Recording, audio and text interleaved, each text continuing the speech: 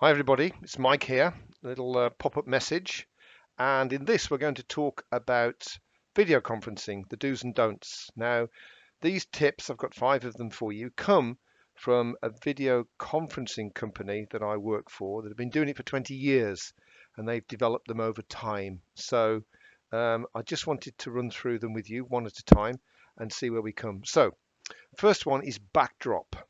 Okay, backdrop. Two things about that. Have a look as to where you're going to be filming and make sure the backdrop behind you is tidy. Now, you might not worry if people can see you're a bit untidy, but actually it's a distraction. So as you can see here, I'm using curtains, fairly straightforward, but you can use a backdrop, bookshelf, whatever, but keep it tidy, keep it ordered. Another thing is don't put light behind you. Now, it's not a very light day today, but if I just open these curtains behind you, my face will go a little darker. Now, when it's light outside, it's very bright. I look like one of those mafia informers, that's had their faces darkened out on the camera. So make sure that there's no light source behind you. If there's a light source at all, make sure it's at the beginning. Now, the second thing, so that's backdrop. The second thing is sound. It's best if you can to get a pair of earphones and a microphone. That gives you the best quality of sound. People can hear what you're saying then. In any event, whether you do that or whether you don't, rule number one, if you're in a group telephone conference, if you're not speaking, put your thing onto mute. Put your microphone onto mute. You press this button here, goes onto mute, turn it back on again.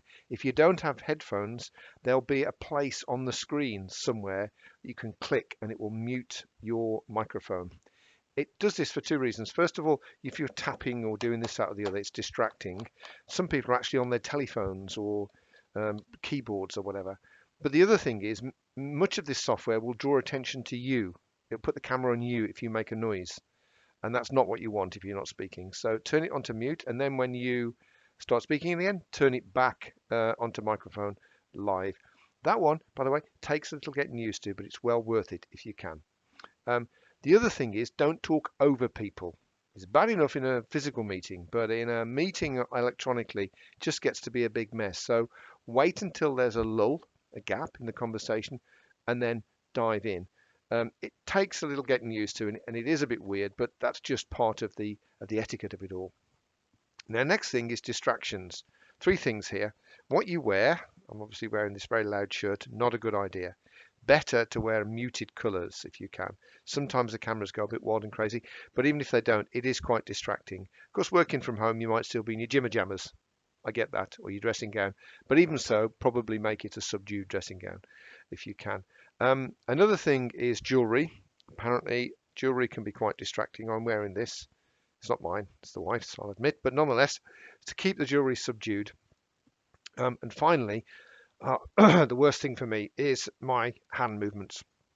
Very distracting. Excuse me. Very distracting. Hands all over the place. So if you just sit on your hands or move them down there and keep it as much under control as you possibly can. Now, the fourth thing is where you look. When you're speaking, look into the camera like I am now. When you're watching or listening, then look at the person speaking on the screen. Then when you speak, go back up again. Again, you just need to take a little time to get used to it, to make it a habit, but it's much easier if you can do that. And then the last thing is timings. Firstly, don't be late to an electronic meeting. A lot of people feel very awkward when you're just sitting there and it's like looking around and there's no one there. You're missing that one person and they're late. Don't do your back-to-back things. It's bad enough, again, in physical meetings, but online it's just not good at all. Sends the wrong message completely. Also, if you watched my video yesterday on tips for working from home, it's a good idea, if you can, to turn up a little early if you're not one of those people that's a bit weird, a bit weirded out by nothing. You can't start the meeting because someone's missing. If you're the kind of person that can chat, get in 5 or 10 minutes earlier, and as people join, then you can have a little social chit chat with them. It's perfectly okay. So there you go, 5 tips to make yourself much more successful on video conferencing. This is the new world, guys, so you might as well be pretty good at it. So until the next time, you stay safe now. Keep slogging on. I'll see you soon. Bye.